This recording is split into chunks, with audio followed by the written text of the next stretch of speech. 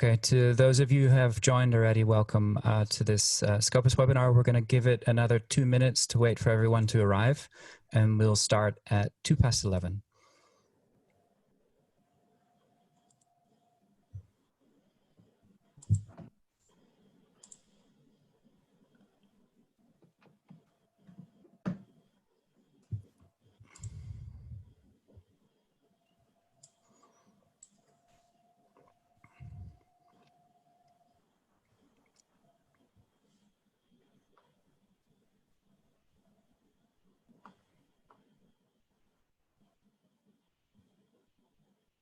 So Derek, is this our 4th webinar already? Yes, it is. Hello, everyone. Welcome.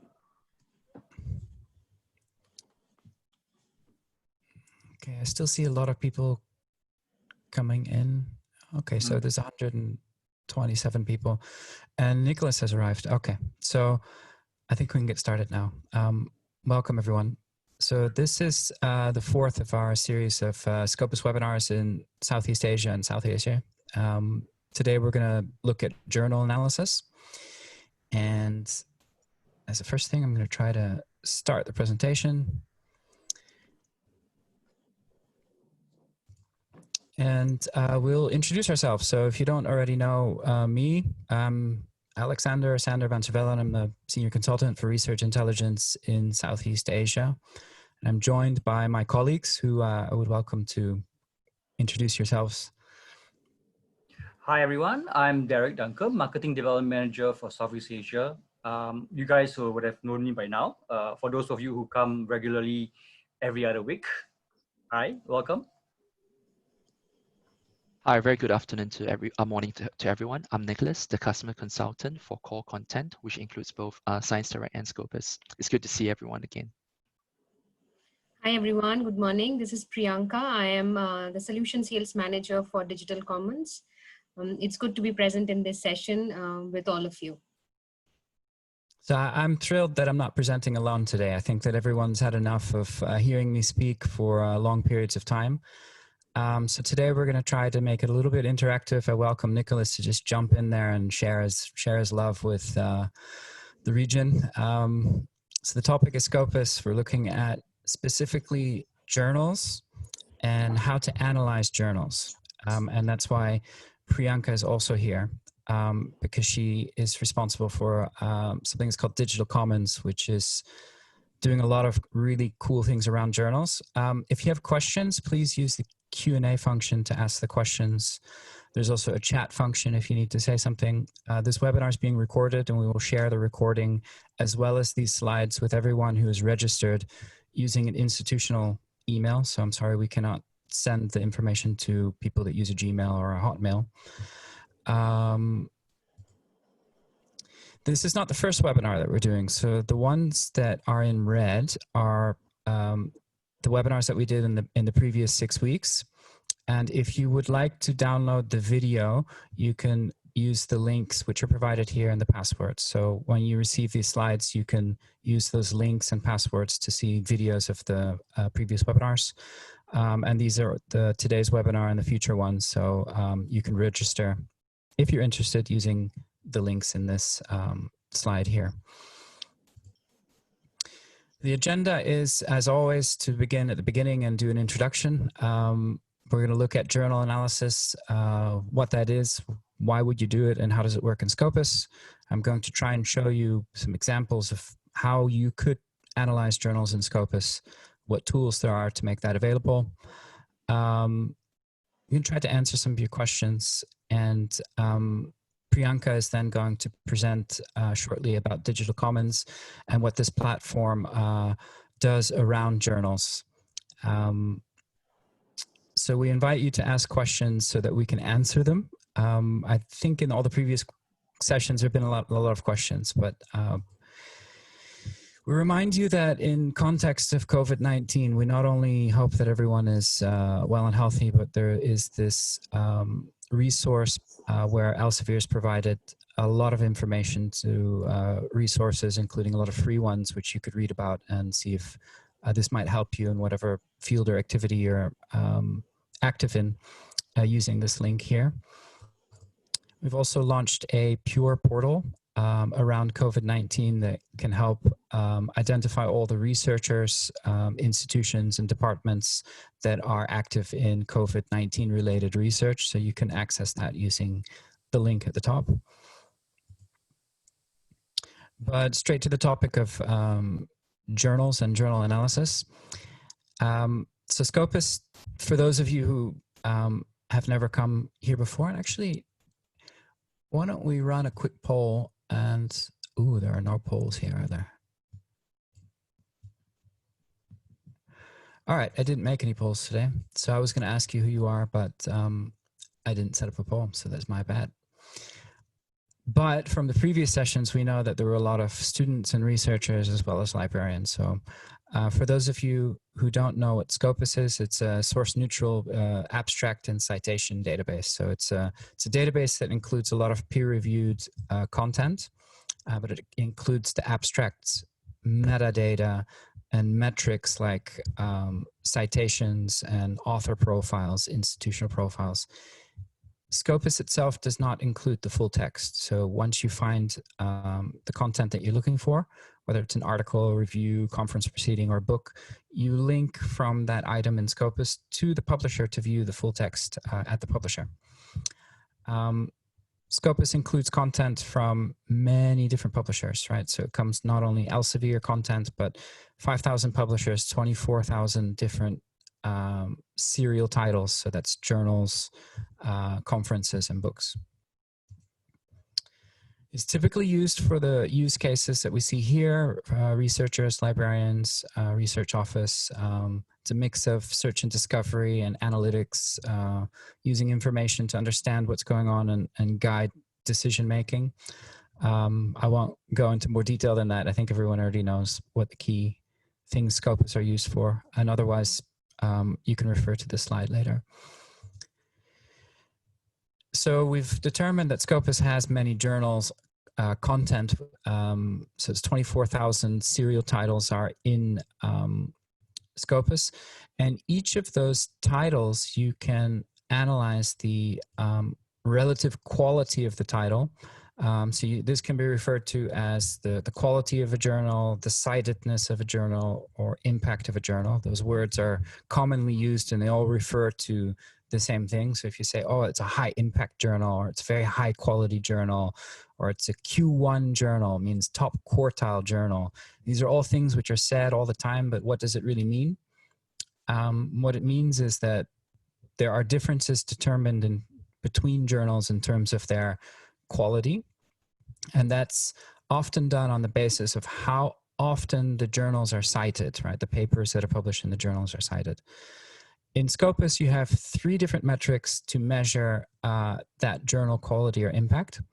One of them is called cite score, and cite score is a metric created by Elsevier, and it's essentially the average number of citations per paper. I'll show you in a bit more detail later. It's a very simple metric. It is similar to journal impact factor, which is made by a different company, but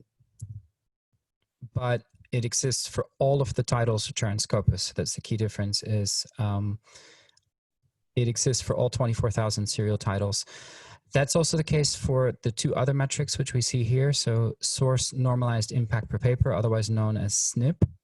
SNP is developed by University of Leiden in my home country of the Netherlands by CWTS, which is a Center for Technology Studies. They are really intensely brilliant bibliometricians.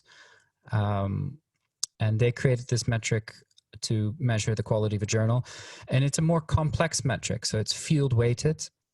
So it means that the average citation level is 1.0. So if a journal has a SNP of 1.8, it would mean like 80% more citations than world average given the field that it's active in. So this metric is a bit more complex, more difficult to replicate than cite score. And thirdly, we have Schimago Journal Rank, known as SJR, and this is made by a company called Schimago from Spain, by a person called Felix de Moya.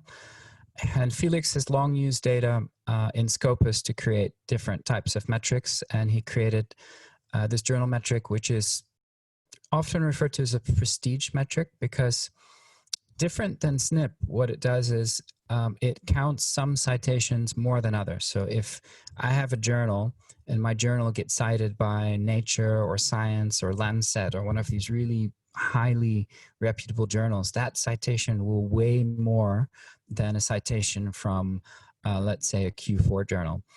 The method by which they do that is complex. So again, both Schemago Journal Rank and SNP are complex field normalized metrics which would be difficult to replicate yourself.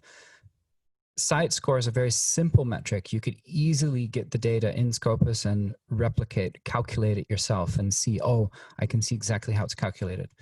The reason that we have all three is that we believe there's no one metric that doesn't have a weakness. Every metric can be gamed to some degree. Every metric has its weakness. So we believe in providing a basket or several metrics that measure the same thing in different ways. So that way you could either triangulate by looking at all of them, or you can choose the one that you like the most. So you have choices. Nicholas, do you have anything to add to that? No, I think you summarized it pretty well. So I'll let you carry on with it. Okay, thank you. So actually this is true for all of the three journal metrics, is that the strength of doing journal analysis in Scopus is that we have the journal metrics for all 23, almost 24,000 active serial titles that are in Scopus.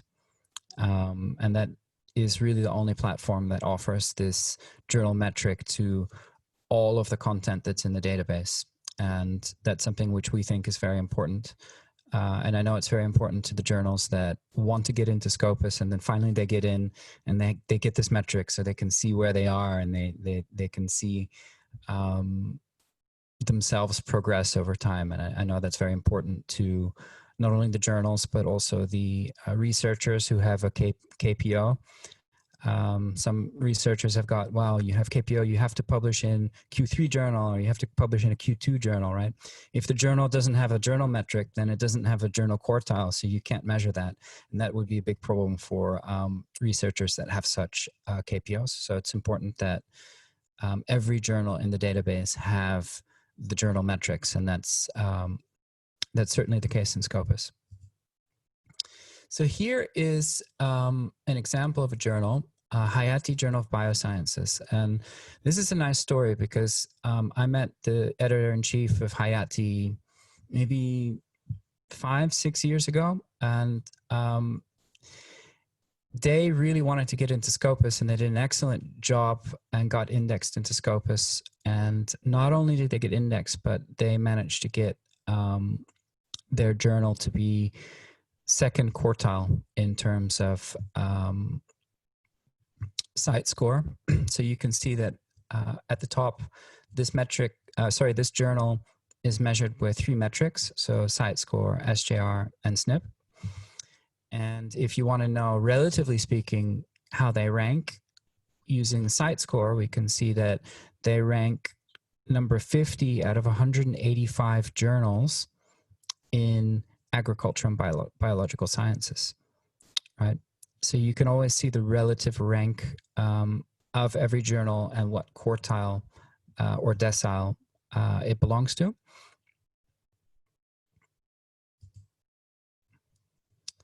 So I think I already mentioned that what we think is very important is that every journal has it, that we have 24,000 serial titles in Scopus. Scopus doesn't have any options or add-ons or collections of database. So it's like every university, government agency, everyone who has access to Scopus.com is seeing the exact same data set. And it's that same 24,000 journals, and all of them have those journal metrics, which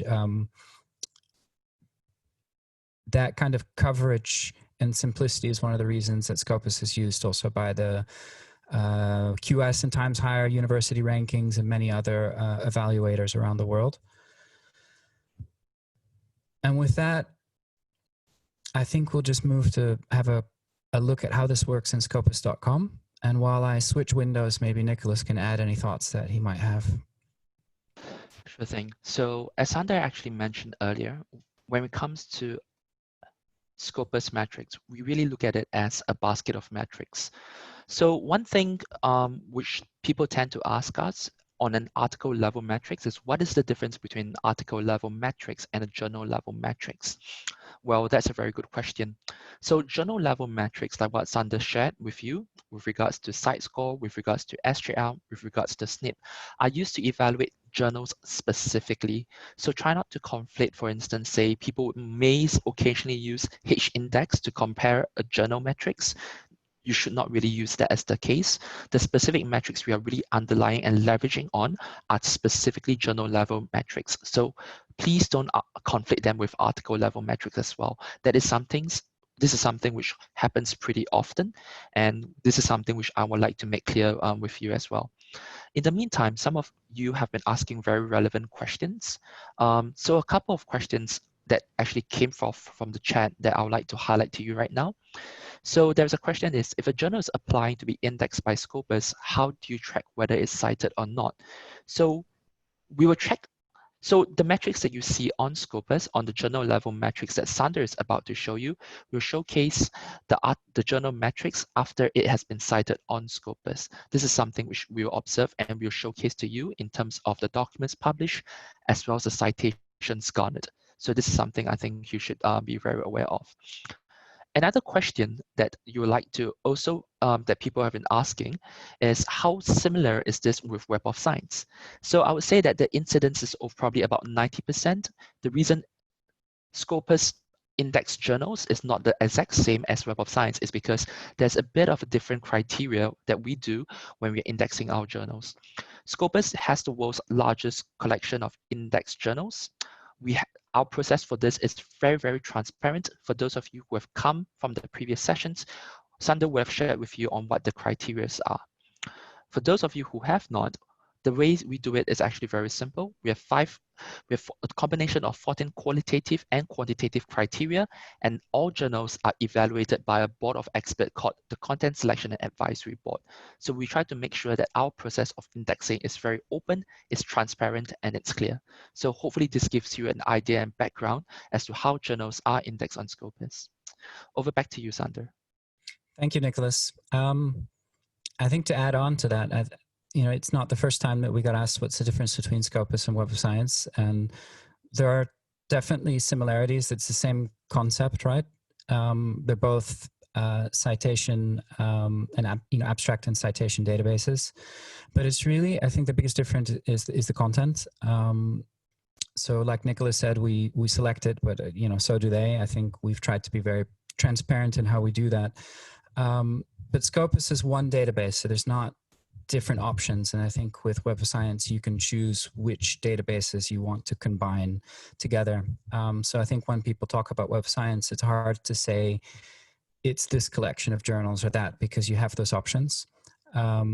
With Scopus, we've opted for a simple data model where everyone has access to the same thing.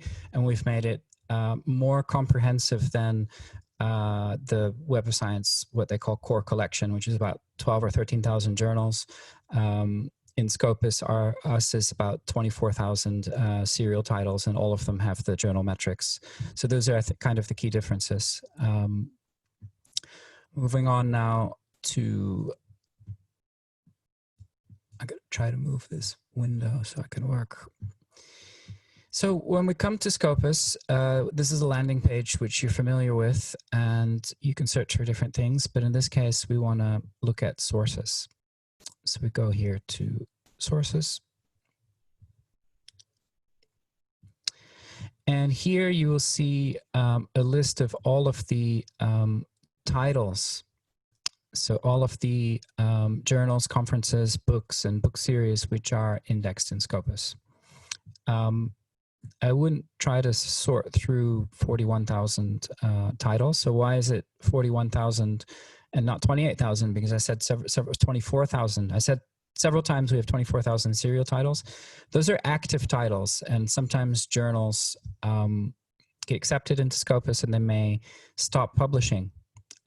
journals may be accepted into Scopus, and they may decrease in terms of the quality of their content, in which case we will stop indexing them. So those types of titles become inactive titles. We keep the older content in Scopus, but we stop the forward indexing, and that's why actually we have more than 24,000 titles, but 24,000 active ones.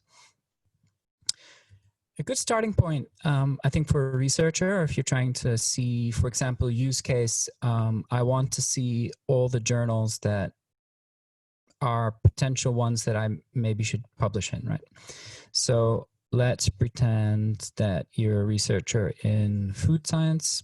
We can use the filter here to find the best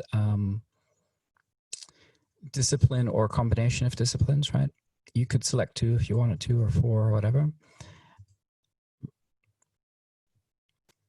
And here you have got a nice filter. So let's say I'm senior, but I'm not like a high-flying professor, so I want to go for quartile 2. So let's say I don't want to go for like the really high impact journals, but I would like to go for quartile 2. Press quartile 2 and apply. So here it shows me that there are 68 quartile 2 journals within food science, and that these are the journals. So it's like, for example, here we see the Journal of Food Science. If I click on that, I'm going to see a number of things that we already looked at. We have 3 journal metrics: site score, SJR, and SNP. For site score, we see that the 2018 site score is calculated by taking the citations from 2018 to the documents published in the 3 years before that. So you can actually link through to those citations and documents to kind of check, validate that it's done correctly, right? So it's in that sense, it's very transparent and very simplistic. Site score is launched once a year, but in between the launches, you can track the progress of site score and see actually the 2019 site score, which will launch soon, will be this based on the citations and papers that have been published, right? So you can track the progress in between the, let's say, static official launches using the tracker. Once the launch comes out, the tracker score becomes the launch score, and then the tracker will track the next year, which would be 2020. We have a couple of tabs here where we can see, for example, all the journals ranked in food science. So you could see the whole list of which journals there are in food science from the very top to the very bottom. And you could see the trend as well.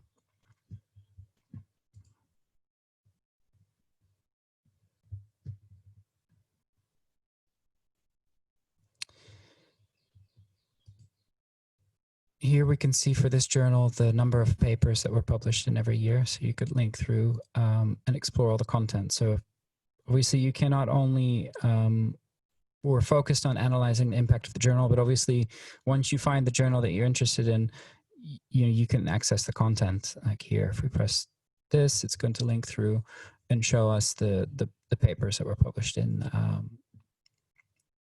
this year already, 2020.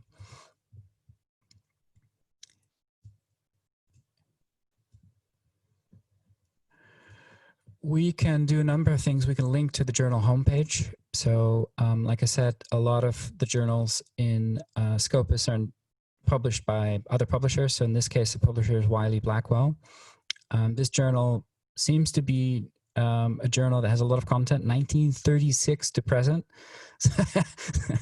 That's a while. You can see the ISSN, the EISSN. And if I link to the journal homepage, in this case, it doesn't find it because the link is wrong. But let's pretend that the link was right. It will open the journal homepage. Nicholas, do you have anything to add on this page?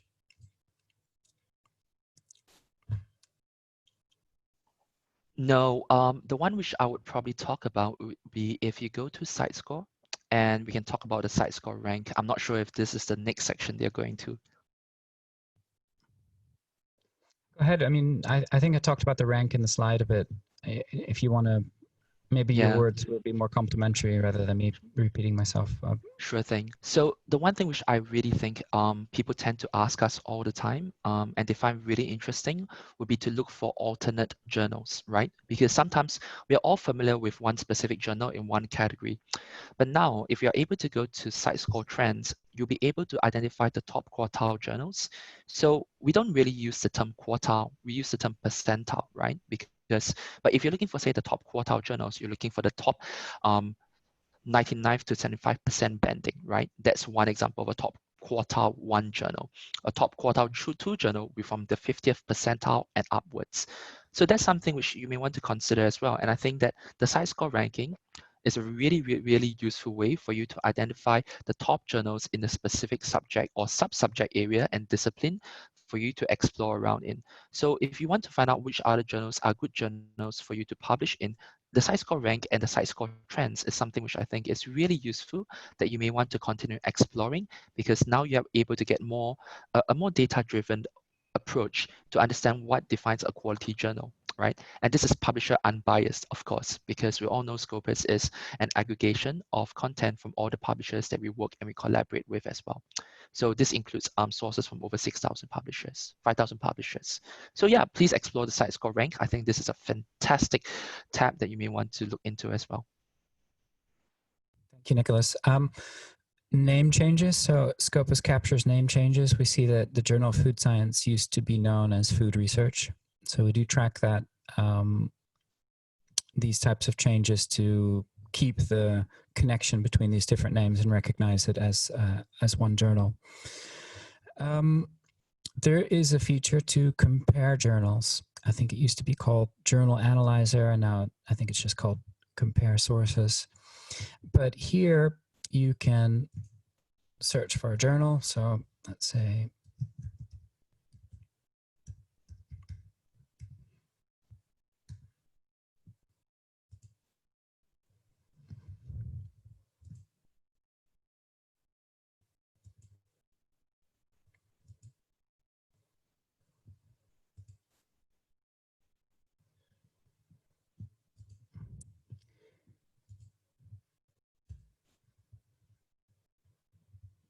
sorry, my computer got confused. I'll try that again.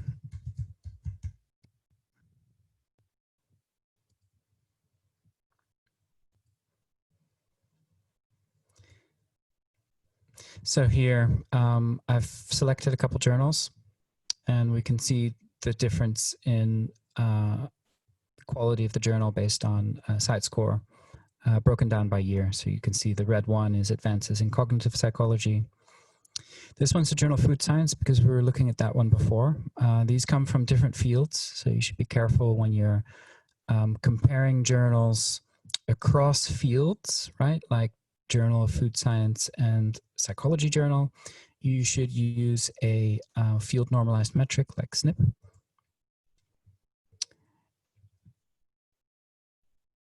And then you'll get a more fair comparison because SNP is source normalized, right? So it is field normalized, and it will account or normalize correct for field differences in citation practices, while site score does not do that. So the journal analyzer is a way where if you're trying to track the trends, and again, you can use the 3 journal metrics that we've been talking about now for 29 minutes: site score, Schemago journal rank, and SNIP, SNP, source normalized impact per paper. But also you could look at the output, the number of papers that those journals have published by year. So you can see that the Journal of Food Science is a really high output journal. They publish like 300 to 600 papers per year, while these psychology journals are publishing like relatively a lot less, right? You can look at the percentage of papers which are not cited. That's also an interesting metric to kind of complement your analysis using the journal metrics. Is look, what percentage of the papers published in those journals receive 0 citations. percentage of review articles per year. So you can see that some of these journals, and these are journals, one of these journals was not producing a lot of output, but 100% of their papers in 2007 were review articles, right? So if you're thinking of targeting a journal for a review paper, like a review article, you can use this to see which journals publish a lot of review articles compared to the ones that maybe don't at all. So there's a number of the key features that you have here. And I think that about covers it. And maybe if we move on to the Q&A now, we can look at what questions there are and then run through some of the answers to those.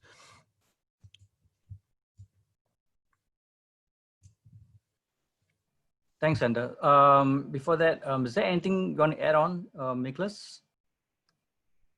No, I think there's loads of questions which are coming through. So let's address the questions first. I think right now, Sander has covered a very comprehensive overview in terms of the sources and the journal analyzer. If there are any components about the journal analyzer tool that you'd like to ask us, please feel free to type into the chat box and we can address them in detail subsequently. Okay, so I mean, just to be clear, we used to call it journal analyzer, but now it's just called compare sources. So we tend to use the term interchangeably, but it means the same thing. It's compare sources now, yeah? Okay, first question in the today. What is the difference between open access and golden open access journals? That is a Nicholas question.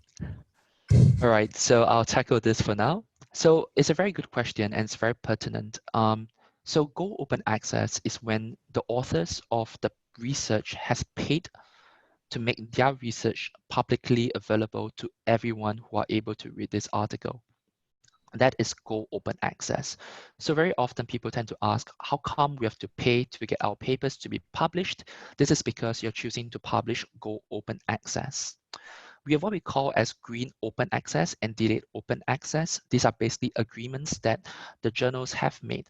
For instance, if one of Elsevier's more prominent journals, such as Cell, we make the articles available for free after 6 months, right? So in a way, this is because the subject field is always being updated, is always changing. So we made the information free available 6 months after. This is something which we call as open access. So when you're trying to browse through it, you need to be very specific what you're looking for.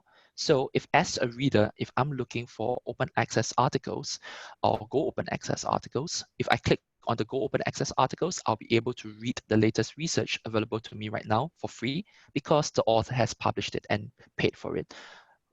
Open access in a way also means green open access where the access can be delayed as well. So hopefully that answers your question. Thank you, Nicholas. Next question. Okay, I think we answered this question already. The question is Scopus the same quality as Web of Science Index? So I believe we answered this question in detail earlier on, but I just want to add on one thing.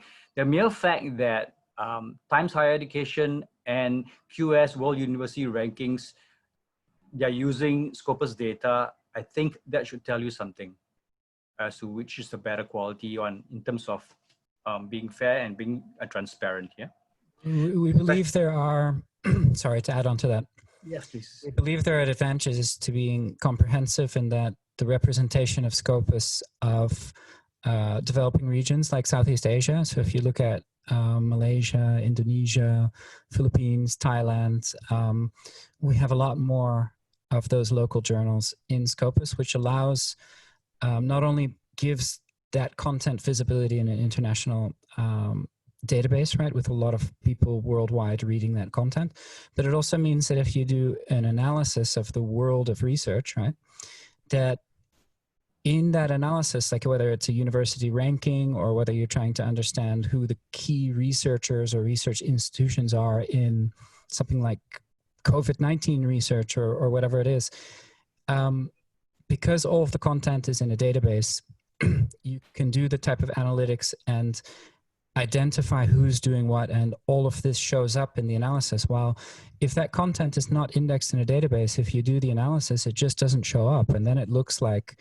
maybe only the West is doing research or only some parts of the world are doing the research, which is not an accurate finding, because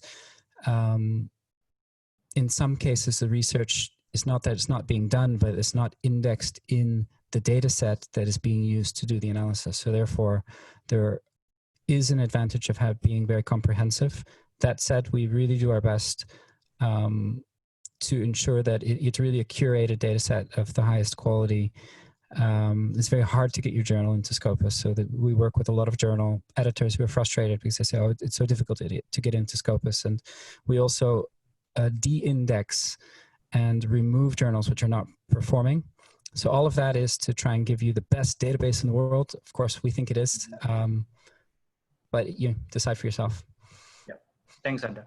Okay, the next question. We've got lots of questions here, so I'm going to try and cover as many as possible here. Next question. You did not mention about the Q1 to Q4 in Hayati journal. How do you find whether it's in Q1 or Q2 or a lower journal?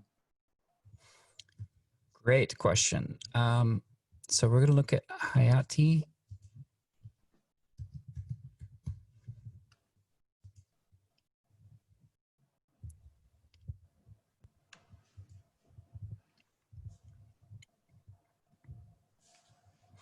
So here, Hayati ranks number 50 of 185 journals in general agricultural and biological sciences, which is 73rd percentile. So that's Q2, correct, Nicholas? So 75% and below would be Q2. Yes, that's right. So like Nicholas mentioned earlier, we use percentiles. So you can see the percentile, 99th percentile would be top 1%. 80th percentile would be top 20%. 73rd percentile is top 27%, sorry, so it's Q2. To make it easier, you have a quartile filter when you do the search. If you wanted to see just the Q1 or the Q2 journals, you use that filter that I showed you before. But this is the way it works. It's ranked number 50 out of 185. That's 73rd percentile, which is Q2. Okay, thanks. Okay, I'm gonna combine these two questions because they are somewhat related. Based on the site score, how do you know? Wait, hang on. And more questions start coming in, it tends to jump. Hang on, yeah. Could you please give example of how the quartile of the journal is in Scopus?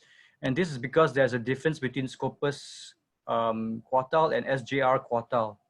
Then the other question was based on the site score. How do you know where does a journal or an article belong to in a particular quartile?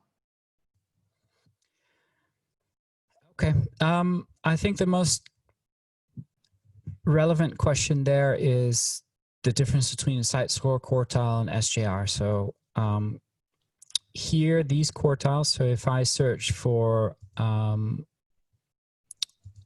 let's say,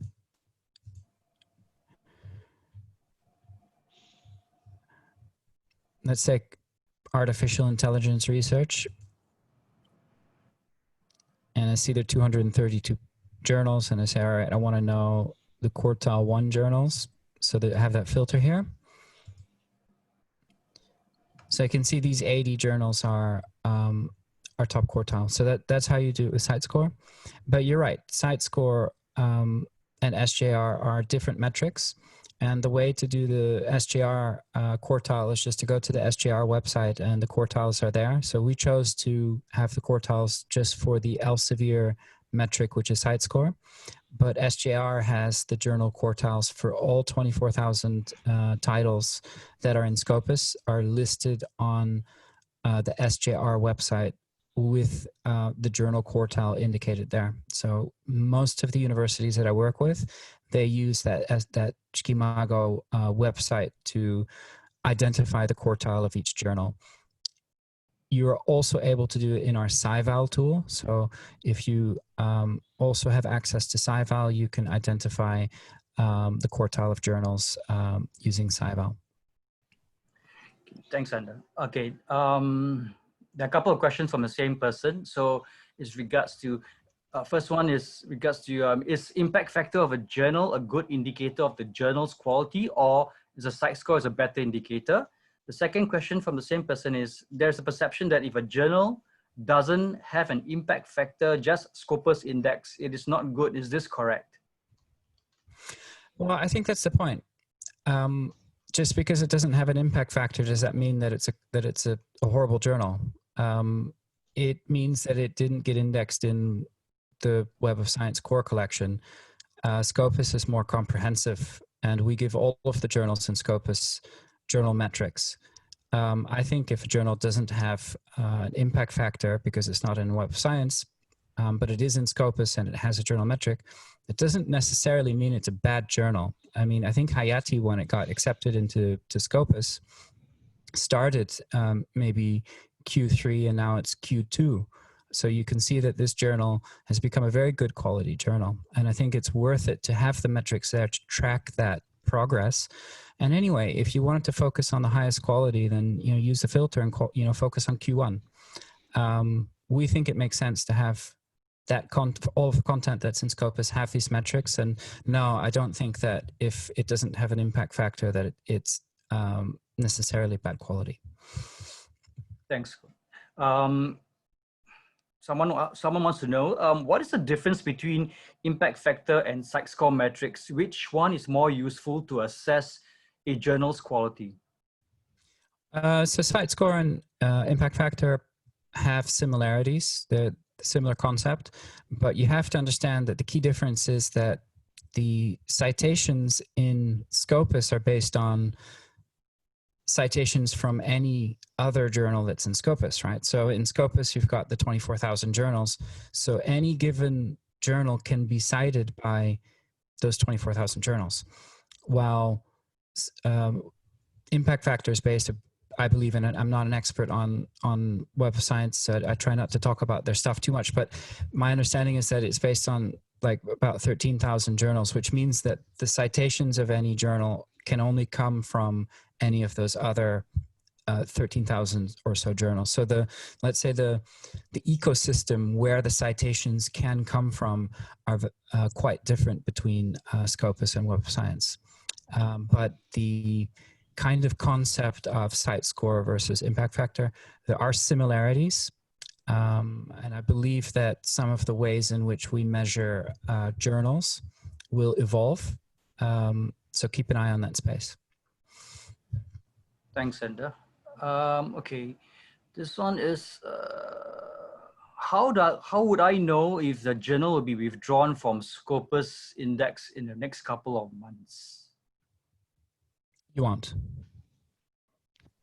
Sorry? So you won't. There's no way to know. It's not like we say, we're going to kick this journal out next week.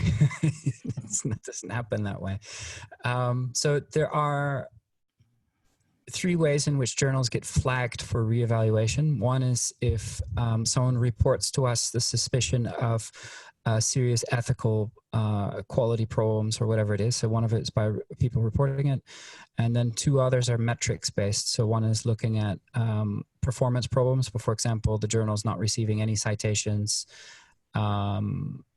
or it stopped publishing papers, right? Like it went from 4 volumes a year to 1.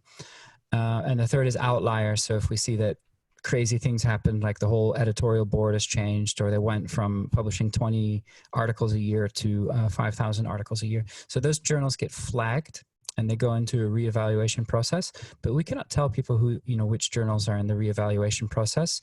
Basically, so far, about half the journals that go into that reevaluation process are discontinued. The other half, the Content Selection Advisory Board has decided that they actually still meet all of the quality criteria of Scopus, despite the being journals which were flagged as a risk.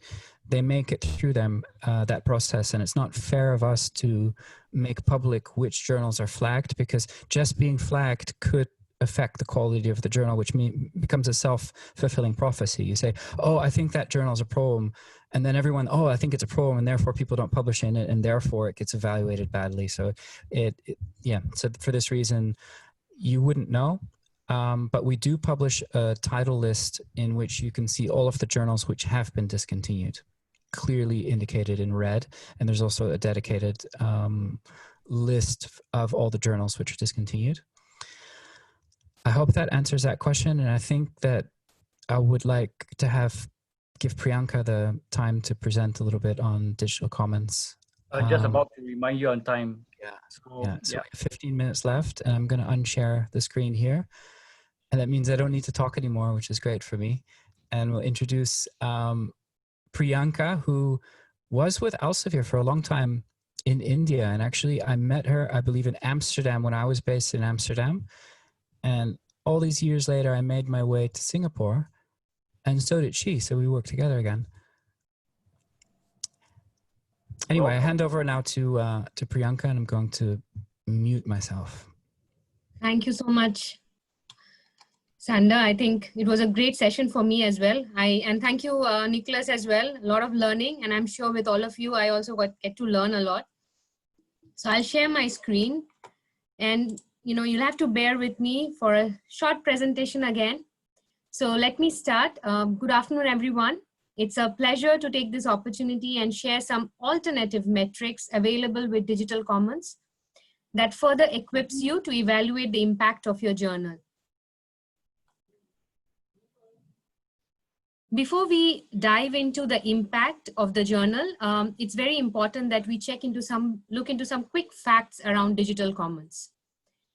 So what is Digital Commons? A quick introduction. It is a leading online publishing solution that has helped hundreds of institutions, societies, journals to improve their global visibility and impact. Key functions: it combines submission management and peer review software with an engaging interface optimized for readership and discoverability. Journals who are using Digital Commons, they benefit dramatically with reduced workloads and turnaround time from article submission to publication, full hosting, custom design, and far greater discoverability and readership. As you can see, our publishing community, it is growing every year, strength to strength. We have more than 2,000 journals which are hosted on our platform, 1,700 plus conference proceedings, 1,400 plus books, and they are coming from 600 plus institutions globally. And it gives me great pleasure to share that we have a good penetration in Southeast Asia region as well. University of Indonesia uses Digital Commons platform to host, manage, and showcase their journals. They have a lot of journals which are underway, but right now we have 20 of them which are hosted on our platform. In terms of key benefits, if you're using Digital Commons, you have dedicated support, you have dedicated development, and unlimited content as it is hosted in a cloud. So, we don't have any space constraint. We will deep dive and look into some of the key metrics, which will help you to look into the insights into the readership, article level evaluation with using Plumx tool. And we also will share with you a whole suite of other platforms, other metrics that we provide in our platform.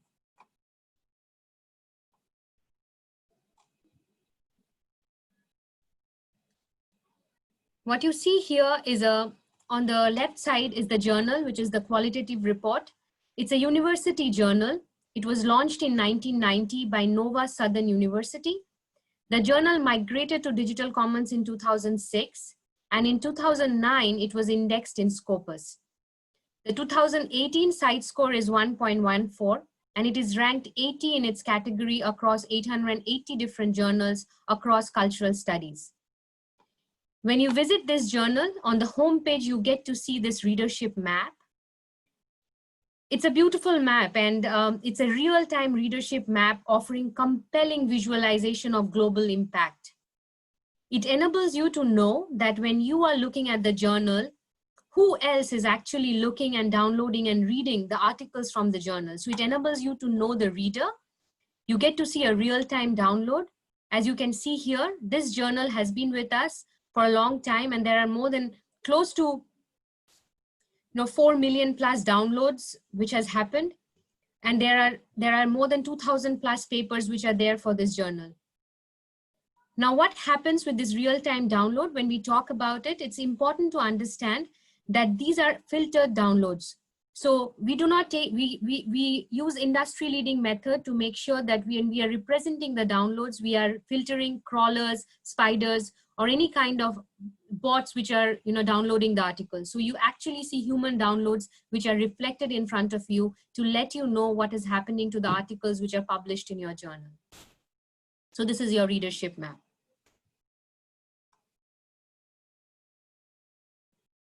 So once we have looked into the journal homepage and saw the readership which is coming from the journal perspective, I think it's important to know what is happening at the article level. At the article level within Digital Commons, we have rolled out PlumX metric. So this is the PlumX metric, which helps you to understand and let you know if anybody is interacting with your article. And this gives you a fuller picture of the impact of your work. PlumX dashboard, when you go deeper details, you are also linked with the PlumX dashboard. It captures data from 5 categories.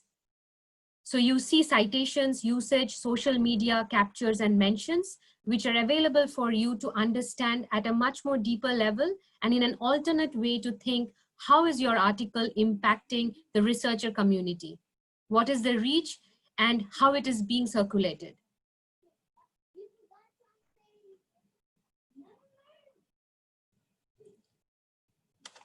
I know that my slide looks overcrowded, overwhelming for you, but let's look at it part by part. So this is the readership map. This is, I get very excited to show you the dashboard. It's a leading analytical tools which is associated with Digital Commons. It helps you to measure and report on the impact of your work is having locally and around the world. What you get to see in this dashboard is the readership. You get to see the readership. You understand that where is this readership coming from? So you deep dive into the details. You see the institutions, the countries, and also you get to see the Google Analytics, which is where is the traffic building from? And then once you have this overview idea, you would like to see more deeper. You would like to understand what types of organization is actually accessing your content. They are government, commercial, military, education, or library. You get to see the names, and at the same time, you also get to see which are the papers they are reading and how many times they have been downloaded. This enables you, empowers you to have a report in front of you. This gives you a lot of insight into your readership, enables you to understand how is the reach of your journal. A very quick snapshot in terms of how these readerships are shown to you. So we are offering you with a readership map, which is embedded on your homepage, enables you to have a real-time experience of who is accessing your article. As an administrator, you have a more deep dive detail with an access to this dashboard, which will give you deeper details, help you with a lot of data, and enable you and equip you to make a report. We just don't end there. We also equip all our authors with monthly reports, and they have their own personalized dashboard to look at their articles and the impact that their articles are having. Let's have a recap. Let's think about all that we shared just now. So we talked about readership map, we talked about citation, we talked about social media references, and we talked about dashboard. But what does this translate into? What does all these mean to you? It enables you to, it empowers your journal to define its progress, identify opportunities, and be equipped with powerful data. In today's world, I think data is very important. The more you know about the journal, the more you can help it, more you can, bring the journal to a better place and improve its quality and impact. I think it is imperative to share an example and a use case to let you know that, how these journals, once they come into Digital Commons and they have a higher impact, how does it, how does this journal benefit from it? It's very important to share a use case. So here I have this journal, which is the Australian Journal of Teacher Education. This journal was indexed in Scopus, and even it moved and migrated to Digital Commons after it got indexed in Scopus. This is also a university journal, which is coming from Edith Cowan University. It was indexed in Scopus in 2008. And in 2010, it migrated to digital commons. Now, what I did is I took out some screenshots from SJR, from Scopus, to kind of show you that how and track the journey of this journal and how the growth has been reflected. We see that from the time it migrated, the journal maximized from DC platform. It gained more visibility and outreach, which is reflected from its publication growth and its citation that it accumulated over the time period.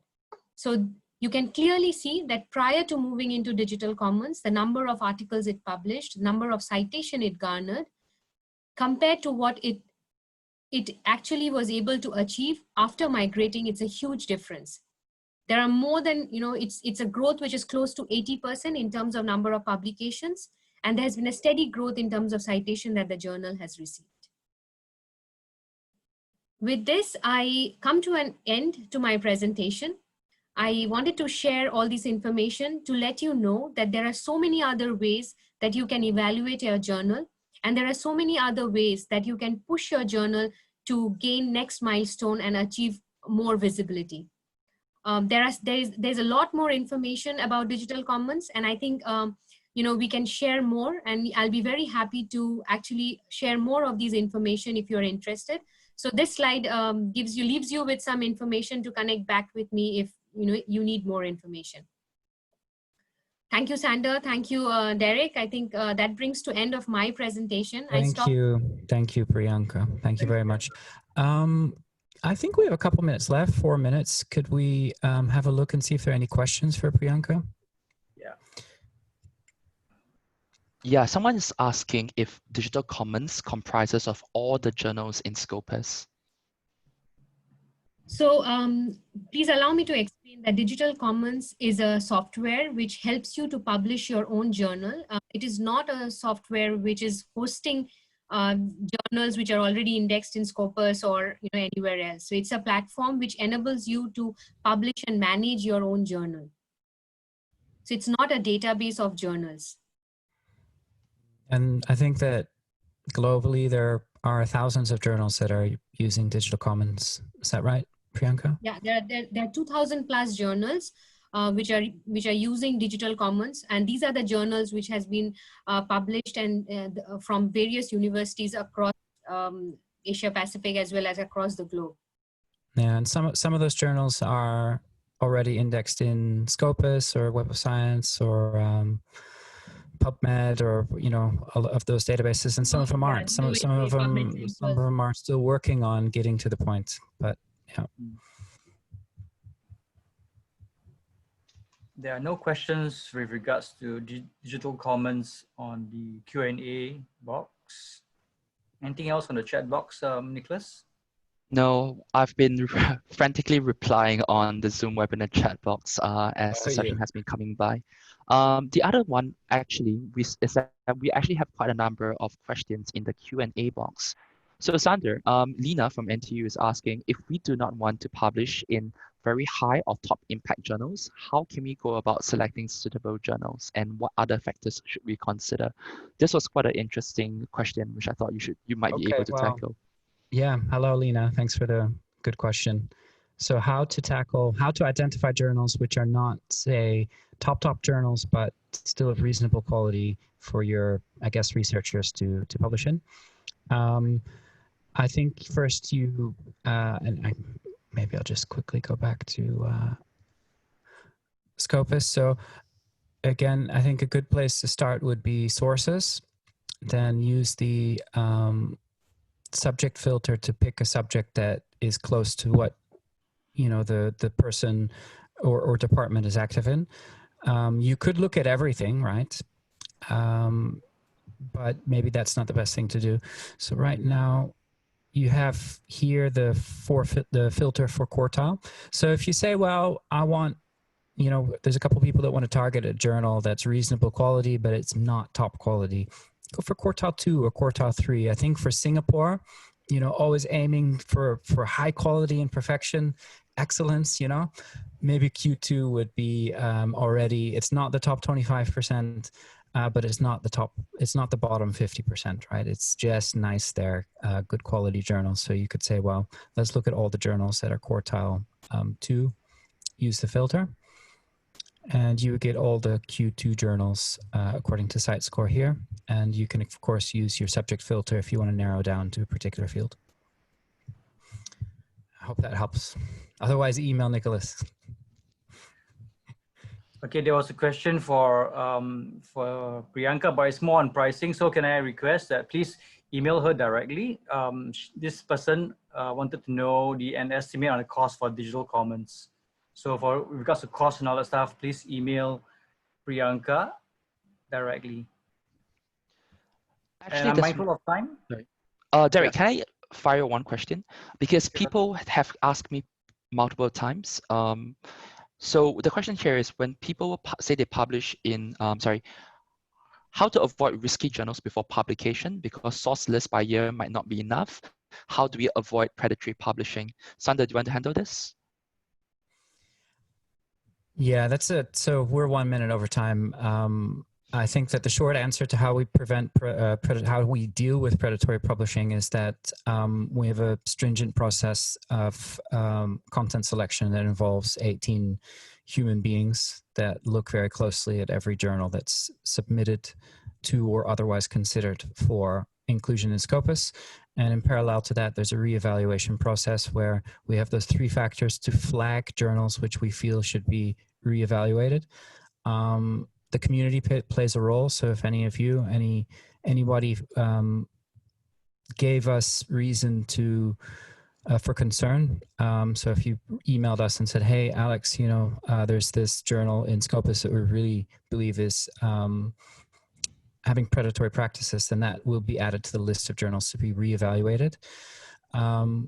That reevaluation process, we've already, I think, removed in the last 2 years something like 400 journals from Scopus, and that's the process by which we ensure that the quality of the database is kept high.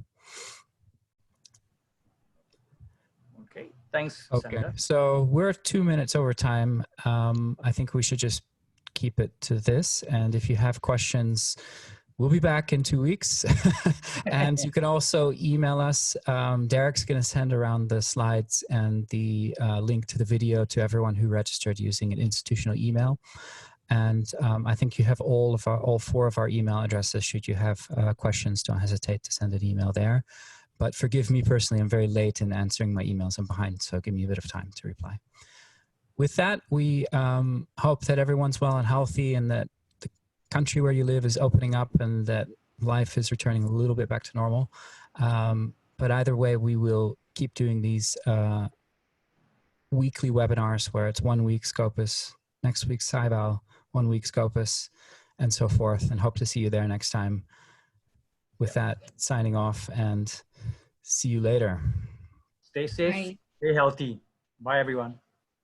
Have a good day. Take care. Bye.